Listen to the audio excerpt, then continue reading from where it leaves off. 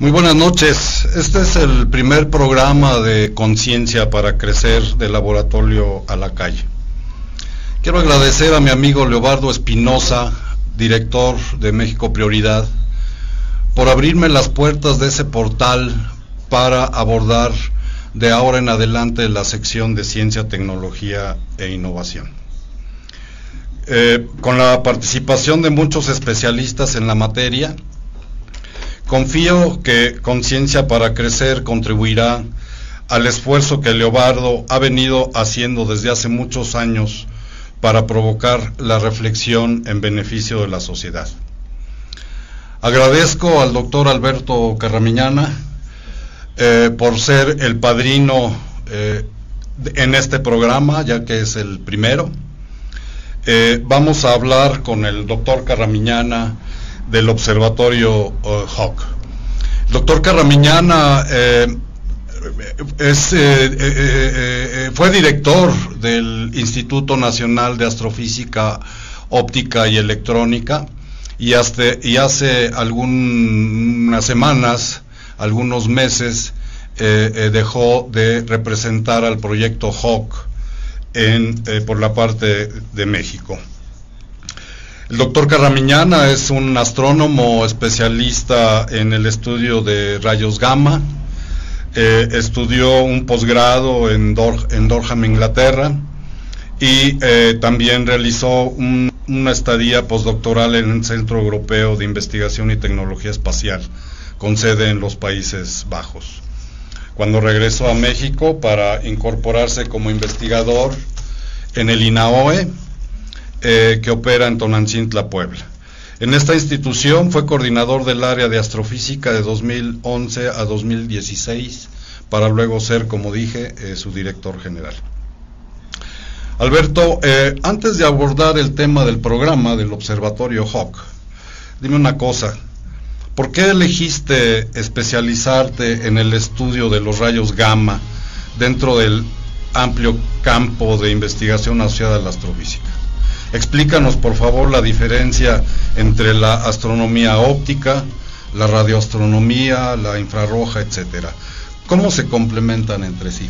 Sí, bueno, primero que nada quiero agradecer aquí la invitación para dar el banderazo de salida. Es un privilegio para mí que me hayan invitado en esta ocasión muy en particular y hablarles de lo que no solo es mi trabajo, sino también es una pasión, ¿no? Es la oportunidad que tenemos quienes hacemos ciencia.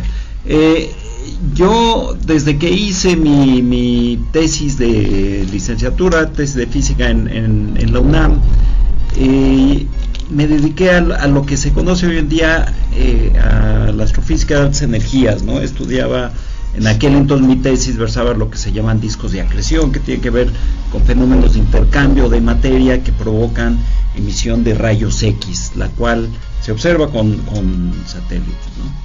Y cuando busqué hacer el doctorado en el extranjero, en particular en Inglaterra, había ahí un grupo en la Universidad de Durham, o Durham como pronuncian los ingleses, que se dedicaba a la astronomía de rayos gamma, que yo en aquel entonces no sabía que se podía hacer desde la Tierra, ¿no? Con telescopios que de alguna forma aprovechan el efecto que tienen rayos gamma y rayos cósmicos en la atmósfera para hacer astrofísica.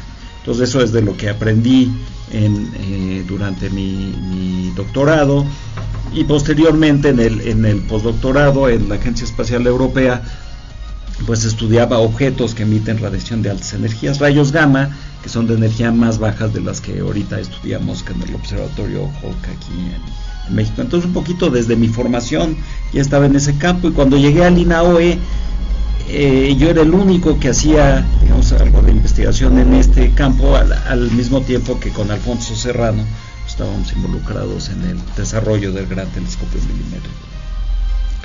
Muy bien. Rápidamente, el espectro electromagnético, mucha gente cuando habla uno de telescopios, la gente común y corriente que somos los no astrónomos, pensamos en los telescopios que nos sirven para ver con el ojo. ¿Puedes rápidamente explicar cuál es la diferencia entre un radiotelescopio, un telescopio óptico o algún instrumento como el Hawk que detecta altas energías? Sí, de hecho, obviamente la astrofísica o la astronomía de por sí son ciencias que buscan estudiar con mucho detalle y que aprovechan el desarrollo de la tecnología. Por ejemplo, desde los años 70s, la astronomía óptica se hace con de estos dispositivos CCDs décadas antes de que llegaran a nuestros teléfonos celulares, ¿no? Y la radioastronomía se desarrolló desde los años 40, poco después al término de la Guerra Mundial se empezaron a desarrollar radiotelescopios, y con el advenimiento de tecnología espacial, pues también telescopios espaciales. Desde los años 50, 60 se dieron cuenta que era posible aprovechar la atmósfera para el estudio de objetos que emiten rayos gamma, ¿no? El espectro electromagnético pues es mucho más amplio de lo que nuestros ojos pueden ver. Nuestros ojos ven la luz, lo que es la luz, desde la luz roja, la luz violeta, y sabemos un poco por experiencia que existe luz infrarroja y luz ultravioleta. La infrarroja pues nos da calor, digamos, no la vemos, pero sí sentimos la transmisión de calor, y la ultravioleta pues podemos hasta percibir el efecto en la piel, ¿no? Y de ahí se extiende de ambos lados, y del lado de altas energías, después de la luz ultravioleta está los rayos X, como los que se usan para radiografías, y después los rayos gamma, que se estudian los de energía intermedia, llamémosle desde el espacio, y los de energía más alta desde la Tierra, aprovechando el efecto que tienen en la atmósfera. Es decir, entiendo pues los objetos celestes emiten energía que se descompone en esta gama del espectro electromagnético, y entonces los diferentes instrumentos que existen para los astrónomos estudian esa energía de los objetos celestes en esas frecuencias de emisión. Sí, es correcto. Entonces en las diferentes bandas también sucede que brillan diferentes objetos, ¿no? Nuestros ojos están en cierta forma sesgados a ver las estrellas, porque son las que emiten la luz visible, y de hecho la respuesta del ojo humano se parece mucho a cómo emite luz el sol.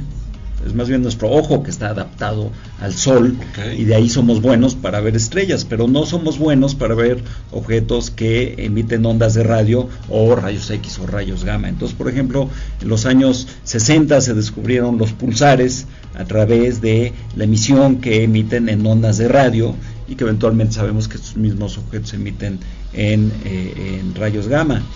Y por ejemplo, objetos muy calientes, plasma eyectado de estrellas binarias, o incluso de la corona solar, emite muchos rayos X que nosotros no podemos ver. Entonces eso nos permite estudiar fenómenos distintos, ¿no? Y en particular en los rayos gamma lo que estudiamos son objetos que funcionan como aceleradores de partículas, y son mucho menos numerosos que los que vemos en el cielo, ¿no? Conocemos millones de estrellas, millones de galaxias, pero fuentes de rayos gamma conocemos unos cuantos miles, ¿no? Es mucho más difícil, y entre más energías más altas nos vamos, ya conocemos menos. Muy bien, muchas gracias. Pues ahora sí hablemos del observatorio Hawk. ¿Qué es el observatorio Hawk? ¿Cuál es su importancia, Alberto? ¿Qué esperan los investigadores como tú con la operación de este instrumento? Sí, aquí se nos abrió una oportunidad única para un país como México, en términos de contar con, número uno, con el capital humano, ¿no? La gente que tuviera el conocimiento en varias instituciones. También los contactos con grupos en Estados Unidos que se interesaron, y en parte también por el sitio del Gran Telescopio Milimétrico, para instalar este observatorio. El observatorio Hawk está hecho de agua, de hecho el nombre en inglés es High Altitude Water Cherenkov, y el chiste es situar una gran cantidad de agua a gran altitud. ¿Por qué? Básicamente lo que hace el observatorio de Hawke es aprovecha el efecto de partículas que vienen del cosmos, penetran a la atmósfera y generan un chubasco a partir de una sola partícula se generan decenas o cientos de miles de partículas en la atmósfera, que son las que captamos, y entre más alto esté uno, mejor se pueden estudiar, ¿sí? Y el agua es el medio ideal, porque estas partículas que llamamos secundarias, las que se generan en la atmósfera, cuando entran al agua generan un tipo de luz que se conoce como luz Cherenkov, de allí este nombre de Water Cherenkov, ¿sí? Y la especificación que teníamos de inicio para cuando se propuso hacer el observatorio Hawke en México era situar una gran cantidad de agua, de hecho un detector como de 150 metros de lado, 5 metros de profundidad, a más de 4.000 metros de altura. Y sitios donde uno pueda situar esta cantidad de agua y que no se congele a más de 4.000 metros de altura son pocos en el mundo. En realidad, observatorios como Hawke puede haber en México, por la zona de los Himalayas, en el Tíbet, por ejemplo, es donde tenemos los competidores más cercanos, los chinos, en India o en la parte norte de los Andes. Y en eso, como empezamos nosotros antes que los únicos competidores del momento, que son los chinos, tenemos un observatorio que es único a nivel mundial y que puede hacer cosas que no hace ningún otro observatorio. Muy bien, entiendo que el proyecto Hawke, que ya no es proyecto, sino más bien ya es un observatorio en operación, es una infraestructura multiinstitucional que tiene que ver con México y los Estados Unidos. ¿Cómo surgió esta relación con los científicos de las instituciones de los Estados Unidos que están involucrados? Sí, el principio de cómo funciona Hawke se empezó a desarrollar por ahí de 1990 en el Laboratorio Nacional de Los Álamos, ahí junto con gente de la Universidad de Maryland. Crearon primero el concepto de que se podría hacer un detector de agua que pudiera observar continuamente el cielo en rayos gamma de muy alta energía, ¿no?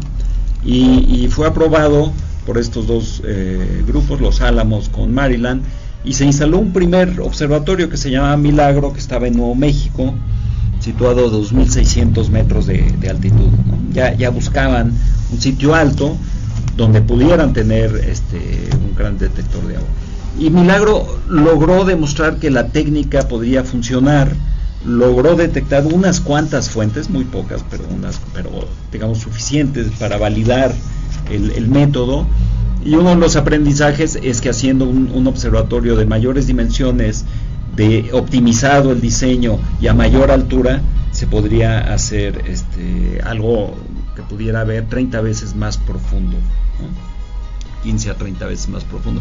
Y así surgió la idea de Hawke, y entonces los grupos de Estados Unidos juntados, Maryland, Los Álamos y otras instituciones, se acercaron a México, también se acercaron a China, y también fueron a ver sitios en Bolivia para proponer un observatorio a más de 4.000 metros, ¿no?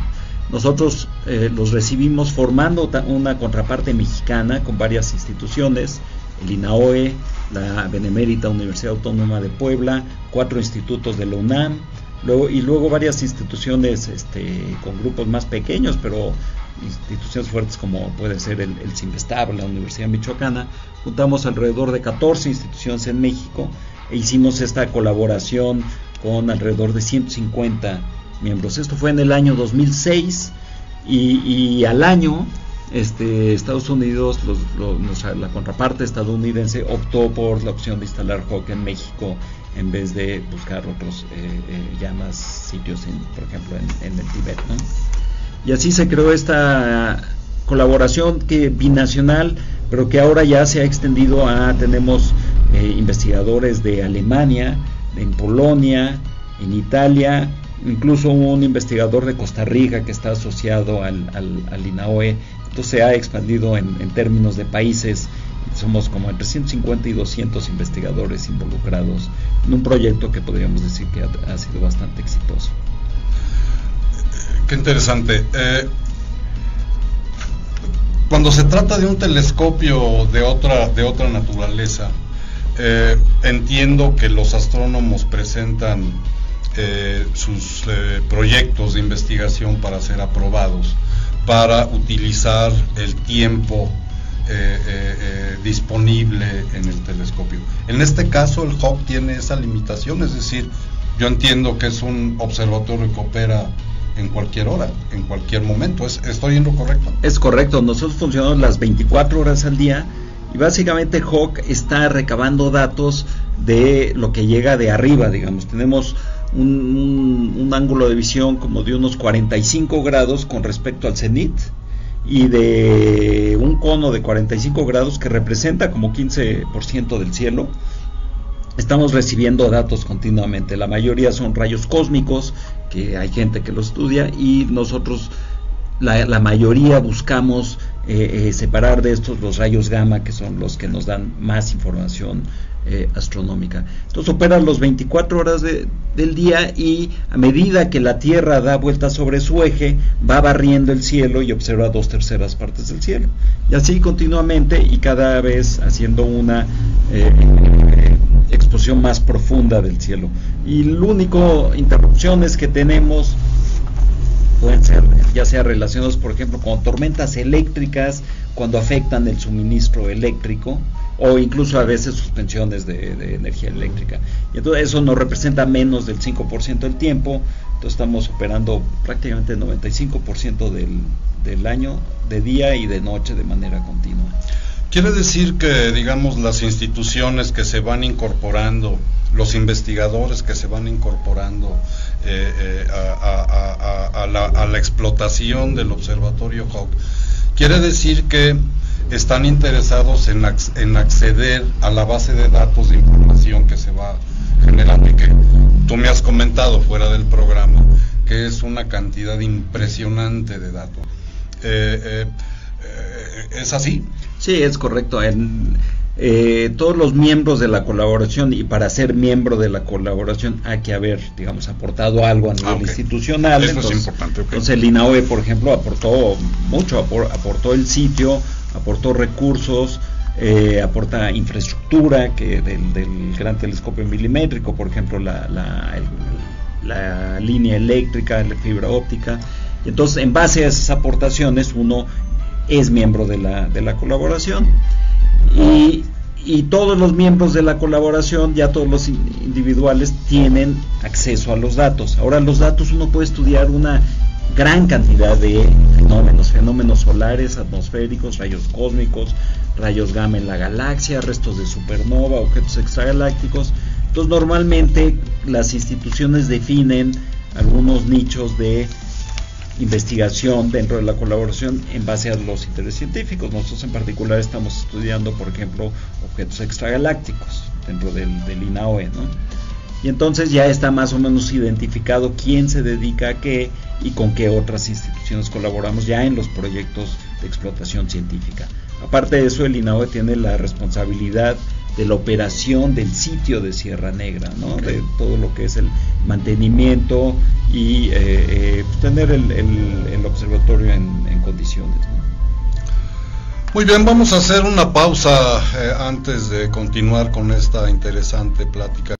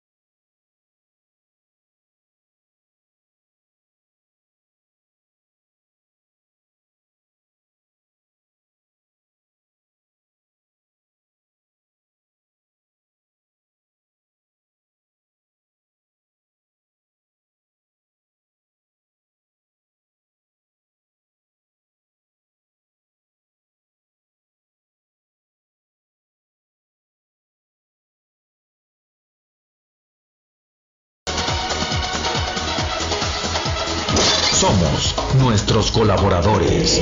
Ellos y ellas son México Prioridad. A la vanguardia en radio online. Cada día nos renovamos y reinventamos para poder ajustarnos a su tiempo y espacio. México Prioridad. Gracias a nuestros colaboradores, tenemos hoy la barra programática más variada e importante de la red. Y eso lo hacemos pensando solamente en usted. México Prioridad.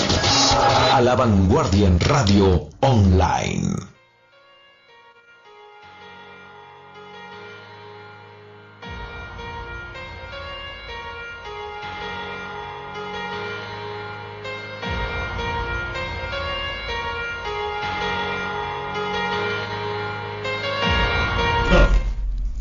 Estamos hablando con el doctor Alberto Carramiñana Alonso, astrónomo, experto además en general en temas de ciencia y tecnología.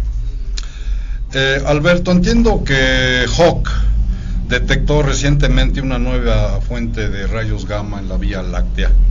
¿Puedes hablar de esto? Sí, cómo no.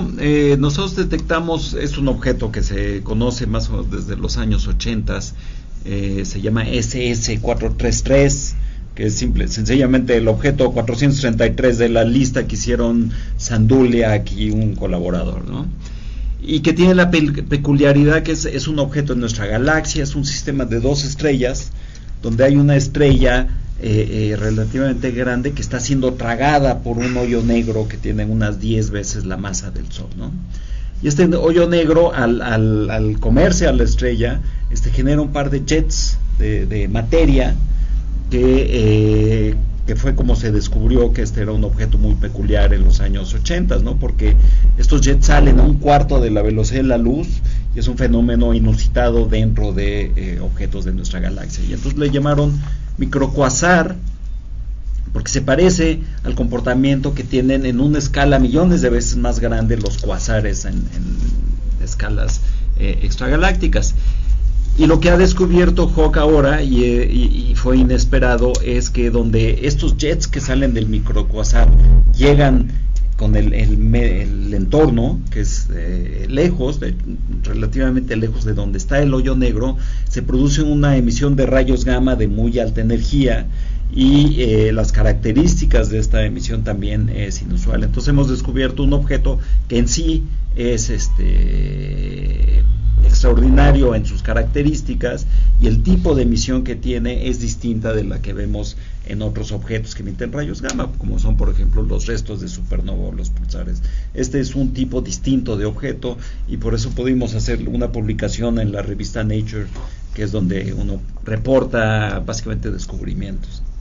Es decir, ya es podemos llamar que es una aportación nueva, novedosa, importante de esta nueva infraestructura que se encuentra operando en México. Definitivamente, porque además este tipo de observaciones, existen una serie de telescopios que pueden observar, digamos, a las mismas energías que Hawk, los telescopios Cherenkov atmosféricos que ven luz Cherenkov en el aire, pero no pueden hacer mapas a la misma escala que Hawk.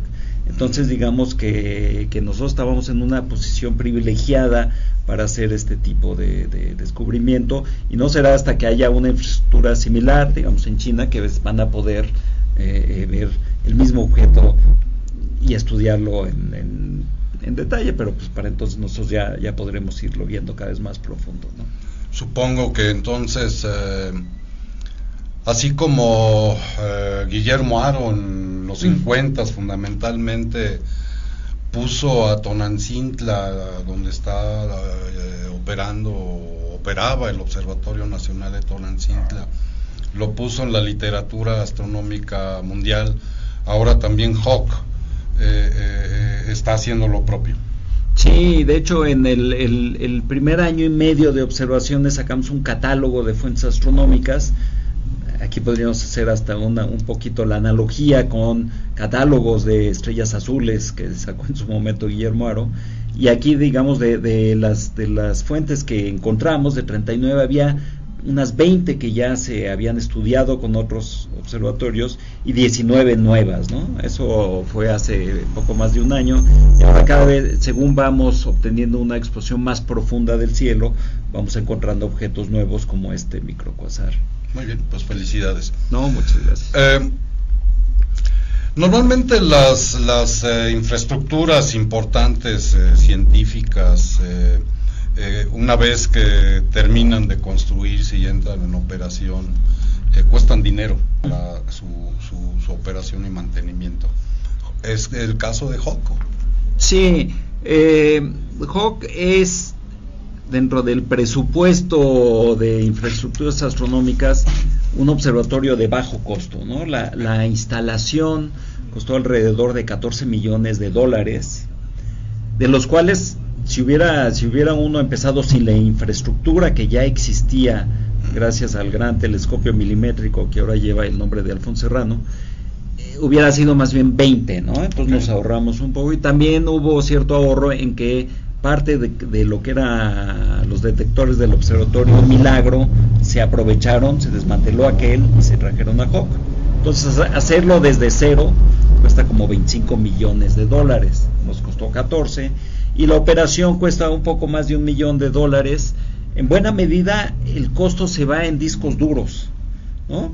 HOC genera 2 terabytes de datos cada día, y con eso se van básicamente almacenando prácticamente 1 petabyte al año, y se almacena en una base de datos de México que se replica en una base de datos de Estados Unidos, y junto con esta capacidad de almacenamiento va también una capacidad de procesamiento de datos que tiene que venir, ¿no? De CPUs en todo esto.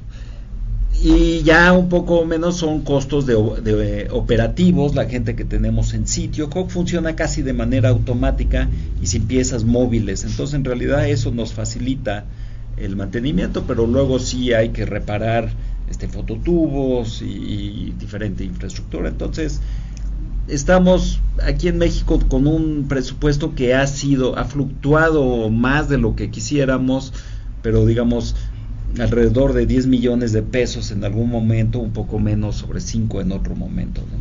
¿Pero el presupuesto está asegurado? No está asegurado, y ese sí ha sido un poco complicado. Estamos dentro del programa de laboratorios nacionales y de redes temáticas, que malamente está supeditado a ciertas reglas de recursos fiscales, en el sentido de que debe ser concursado cada año.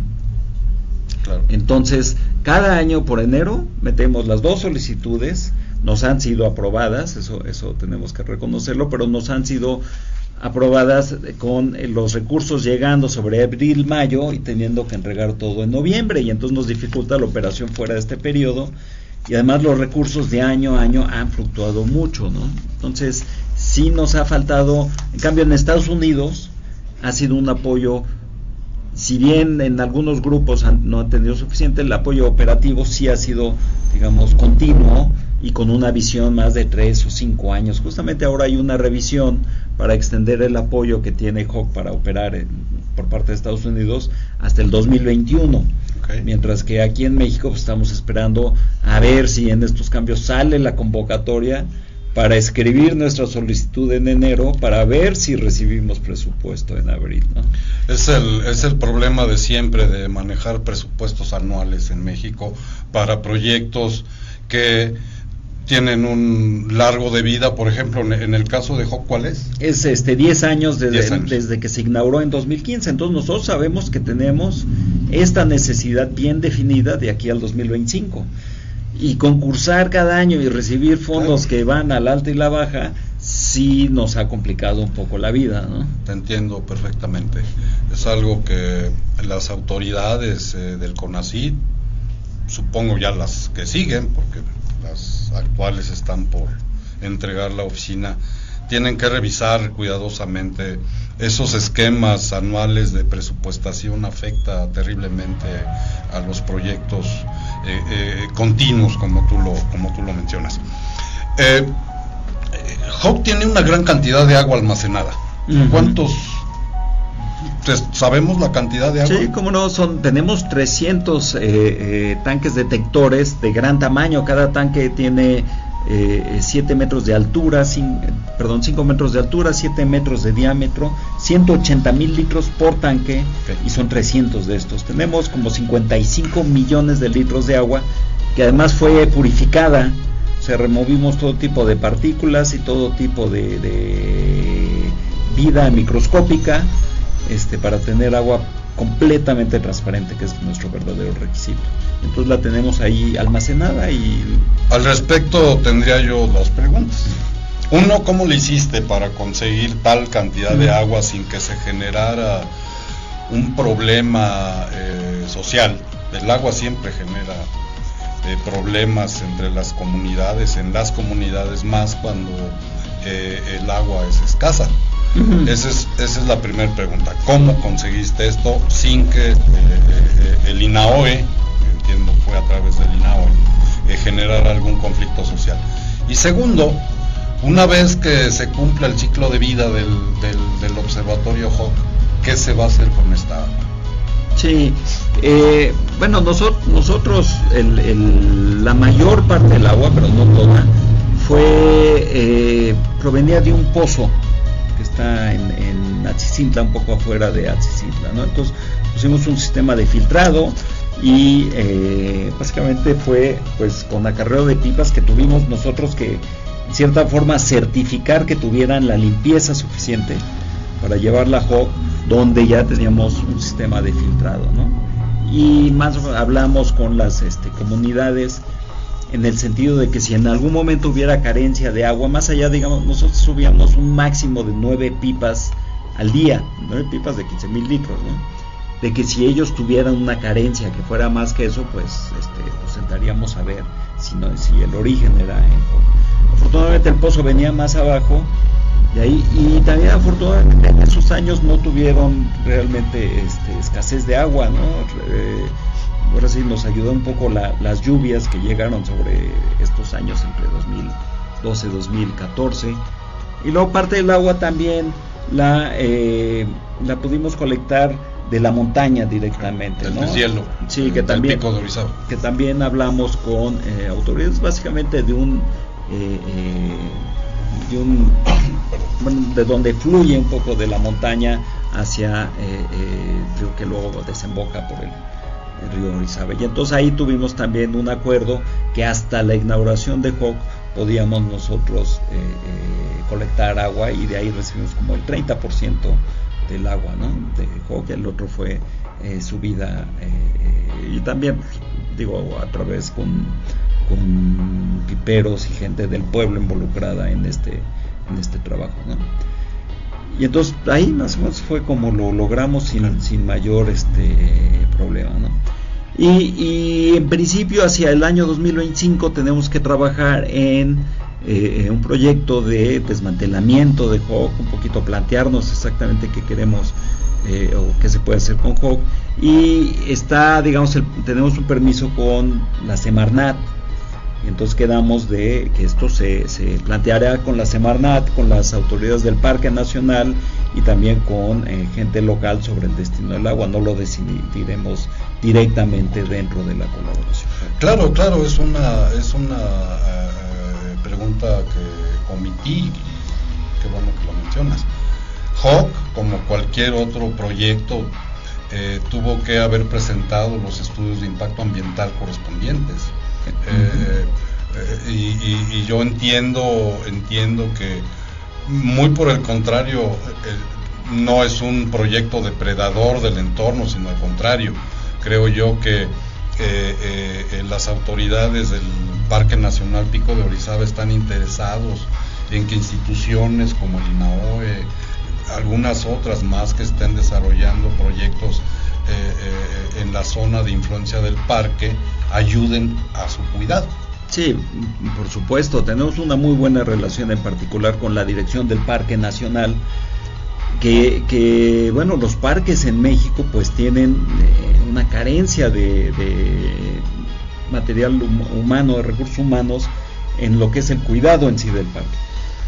pues llevamos una relación muy buena y una muy buena comunicación, porque pues, nosotros los podemos alertar de actividad que vemos en el parque. Ellos saben exactamente nosotros qué hacemos nosotros y hasta dónde afectamos o no afectamos al parque en sí, y en qué sí los podemos ayudar, ¿no? Y conocen bien los planes, por ejemplo en el caso de Hawk, cuáles las dimensiones del observatorio, los alcances, los objetivos y en qué los podemos apoyar. Y claro, el INAOE desde el principio del proyecto ha intentado no solo cumplir con lo que se le pide desde el punto de vista ambiental y de los permisos, sino dar ejemplo, ¿no? Entonces el mismo observatorio fue diseñado de forma que se mimetizara con el paisaje. Fue una de las cosas que tomamos muy en cuenta de lo que se nos pedía dentro de los permisos ambientales. Vamos nuevamente a otro corte comercial para respirar un poquito antes de regresar. Gracias.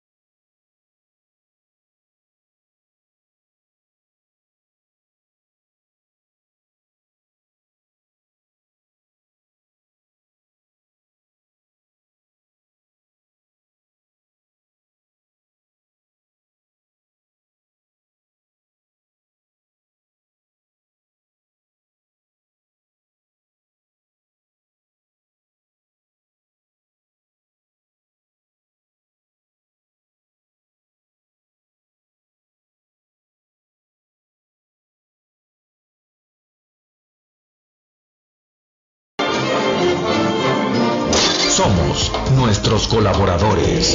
Ellos y ellas son México Prioridad. A la vanguardia en radio online. Cada día nos renovamos y reinventamos para poder ajustarnos a su tiempo y espacio. México Prioridad. Gracias a nuestros colaboradores, tenemos hoy la barra programática más variada e importante de la red. Y eso lo hacemos pensando solamente en usted. México Prioridad. A la vanguardia en radio online.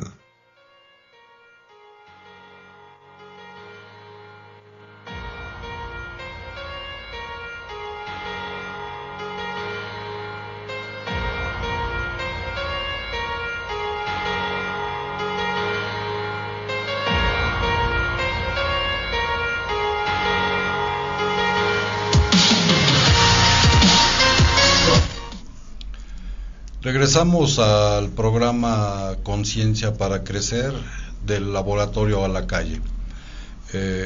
Decía yo, estamos platicando con el doctor Alberto Carramián Alonso, astrofísico especialista en el estudio de rayos gamma. Alberto, hace rato me comentabas que el proyecto HAWC es un proyecto multiinstitucional.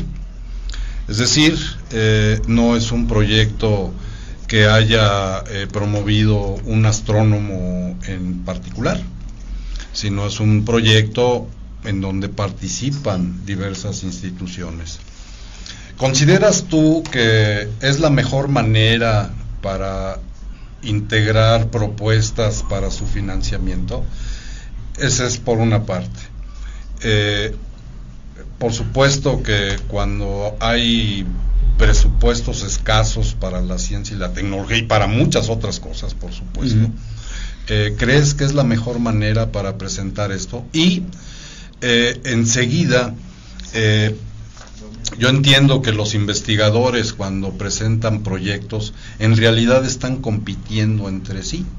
Es decir, un investigador presenta un proyecto, otro investigador presenta otro proyecto para obtener fondos. Esta manera de integrar proyectos multiinstitucionales, ¿piensas que es lo mejor? Bueno, en el caso del Observatorio Hawke, esta naturaleza multiinstitucional se da de una forma, digamos, natural, ¿no? Tenemos dos instituciones en Estados Unidos, Los Álamos, Maryland, a las cuales se agregan otras instituciones que aportan cosas, ¿no? Por ejemplo, en la Universidad de Michigan hay expertos en la parte electrónica y también en parte, digamos, estadística. La Universidad de Wisconsin hay experiencia también en, digamos, astrofísica relacionada con esto.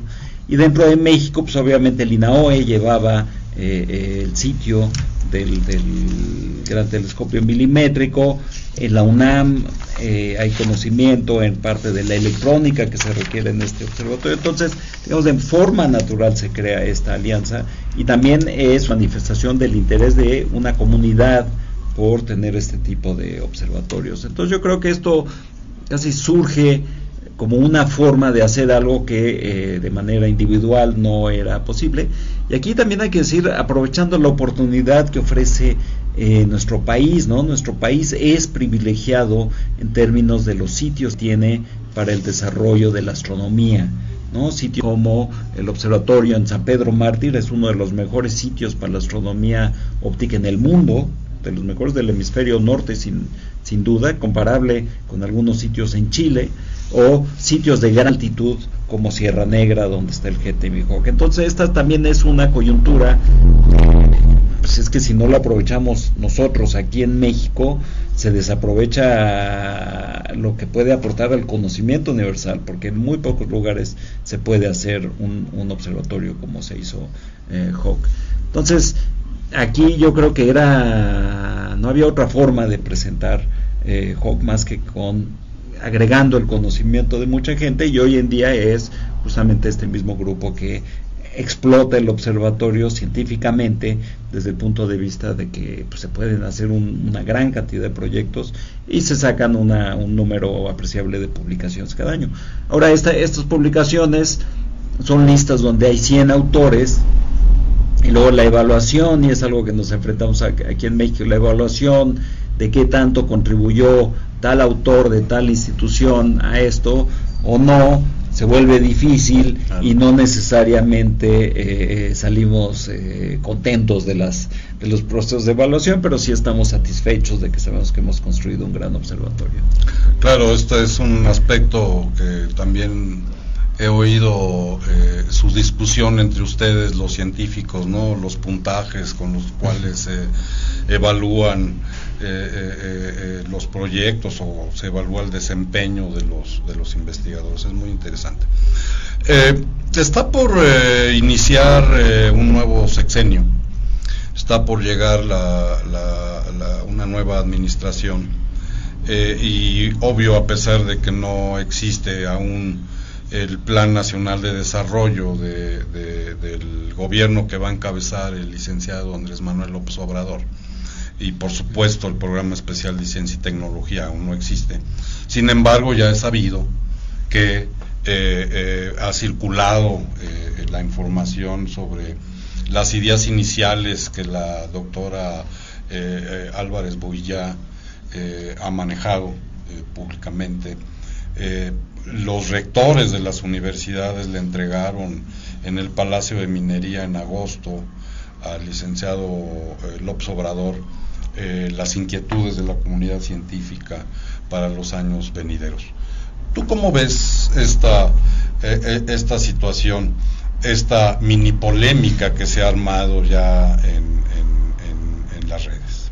Sí, bueno, toda esta discusión y un poco es que parecería una lucha de poder entre CONACYT actual y el CONACYT entrante, que no viene al caso, porque finalmente el CONACYT de ahorita, bajo cargo del doctor Enrique Cabrero, es quien tiene ahorita la responsabilidad de aquí a que sea el cambio, ¿no?, dentro de CONACYT. Entonces yo esto lo veo como algo transitorio, mucho ruido, y llegaremos a diciembre y ya veremos cómo funcionan las cosas, y de cómo funcionan ahí será de ahí a un horizonte de 6 años, ¿no? Si lo vemos desde el punto de vista muy particular del Observatorio Hawk, pues a nosotros nos interesa contar con el respaldo del CONACYT por todos los 6 años del sexenio, porque nuestro horizonte de operaciones al 2025, que es incluso un año más allá de la administración entrante. Entonces lo que sí esperamos, no sabremos, tenemos que cabildear y tenemos que ir a presentarnos, a hablar con CONACYT, es que los observatorios, tanto GTM como HAWC, como observatorios astronómicos que tienen un horizonte que no es anual, sino mucho más amplio, pues tengan un apoyo que no sea anual, sino que sea más amplio, ¿no? Entonces nosotros desde el día 1 vamos a presentar que HAWC tiene la posibilidad de operar hasta el 2025, que el alcance científico de esta infraestructura dependerá de que también podamos operar, y que el CONACYT de alguna forma entienda la necesidad que tenemos los científicos, no solo nosotros, pero muchos grupos en México y en cualquier lado, de presupuestos y apoyos que no sean solo de unos cuantos meses dentro de un ejercicio fiscal anual, sino que se necesitan apoyos con las miras científicas, de acuerdo a las necesidades científicas, ¿no? Entonces, sí necesitamos que de alguna forma se pueda amoldar la parte administrativa como una herramienta de apoyo a las necesidades y alcances científicos, ¿no? Nuevamente, en términos de astronomía, en México se puede hacer mejor astronomía, mejores infraestructuras que en muchos lados del mundo. Yo diría que en la mayoría. Chile nos gana, no, pero después de Chile somos de los países que tienen la parte, digamos, geográfica óptima para el desarrollo de la astronomía, y yo creo que es algo que debemos aprovechar. Muy bien. Parte del lema del programa le he llamado del laboratorio a la calle. Uh-huh. Esto me parece importante por lo siguiente, y va aparejado con la pregunta anterior que te he formulado.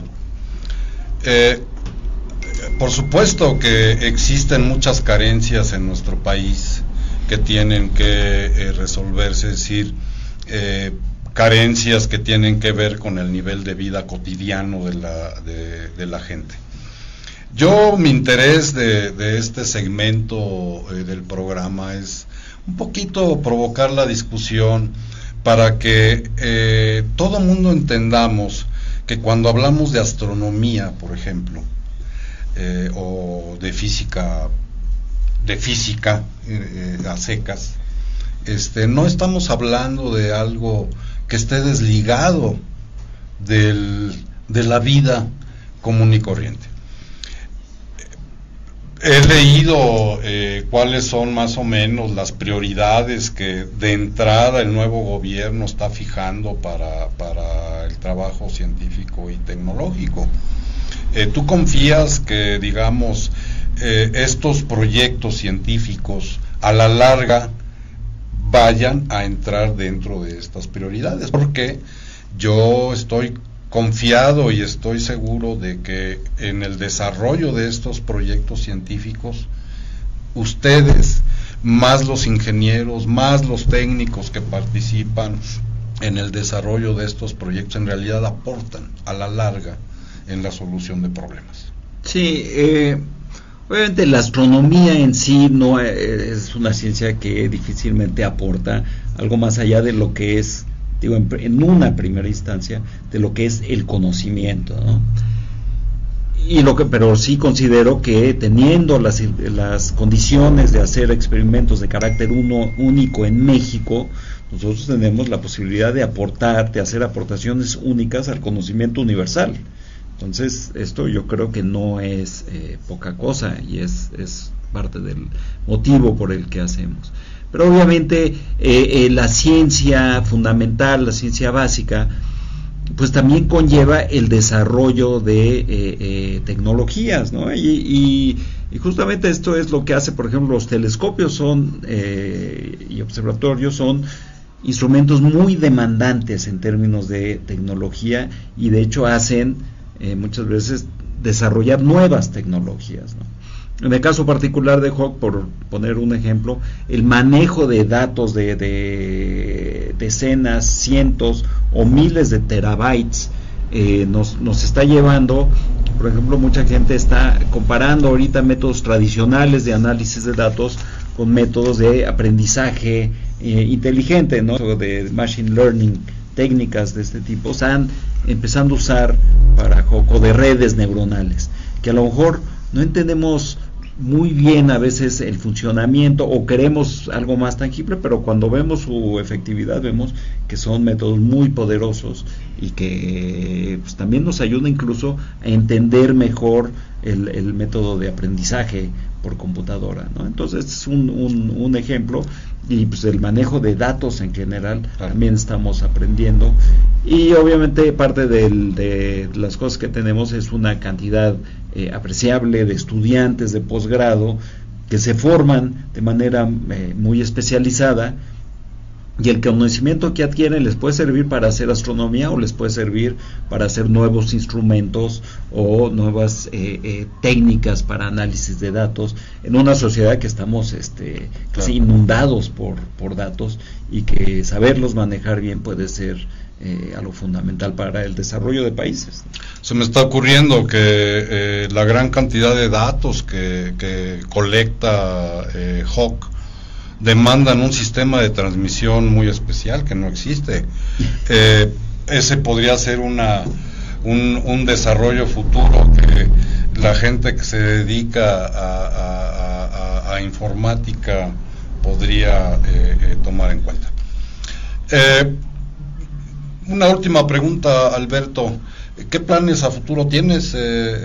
Una vez estás trabajando en HAWC, explotando HAWC, una vez que concluya el ciclo de vida de HAWC, o antes, ¿tienes pensado algo específico? ¿Qué vas a hacer? Sí, pues yo desde que salí de la dirección del INAHUE hace años y medio, y me reincorporé a mi plaza de investigador, ahorita me he dedicado, es un momento muy fructífero desde el punto de vista de HAWC, ¿no? En los primeros años es cuando uno empieza a ver el potencial y lo que va encontrando el observatorio.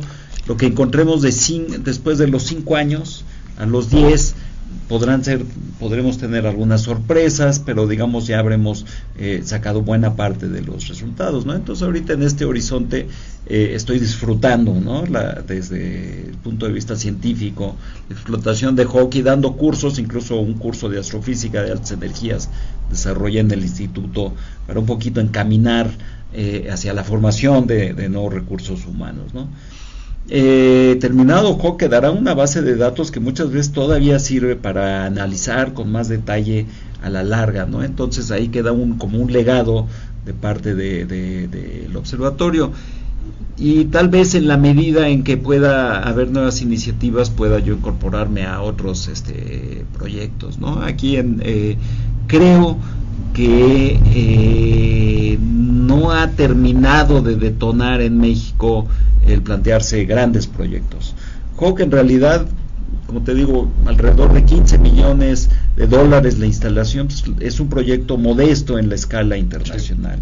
El mismo GTM, el telescopio milimétrico, es un proyecto de un par de cientos de millones de dólares, que es muy grande dentro de México, pero no es grande en la escala internacional. Por ejemplo, quien haya oído hablar del satélite de Gaia, que a lo mejor no han oído hablar, pero ha mapeado buena parte de la galaxia con cierta profundidad, es un proyecto de 1,000 millones de euros, ¿no?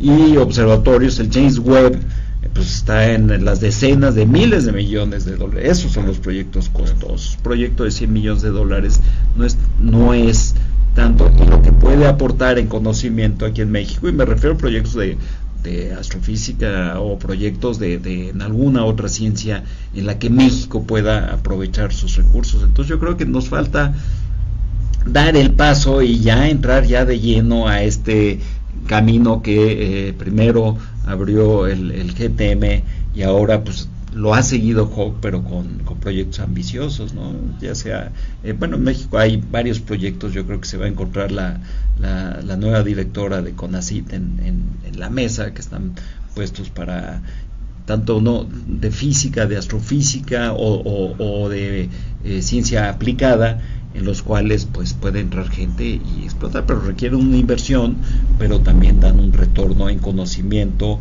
en recursos humanos y en aprendizaje, ¿no? En elevar el nivel de manejo tecnológico de las personas en este país, que es algo que sí necesitamos. Perfecto. Pues te agradezco mucho, Alberto, esta charla. Espero que no sea la única, porque creo que hay muchas cosas que platicar en el maravilloso mundo de la ciencia y la tecnología.